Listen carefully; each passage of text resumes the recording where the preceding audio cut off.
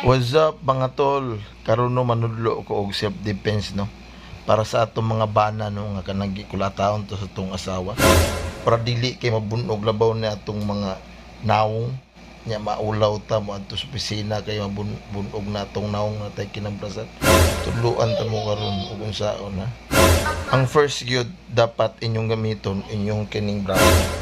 Cover gyud mo diri sa nawong para madipinsahan ni atong mga guwapog hamis nga mga nawong. Hindi totoo yan. Okay?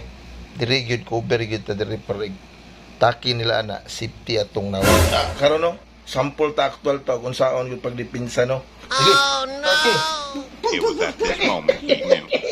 He fucked up. Malinood, mga kayo, malinood.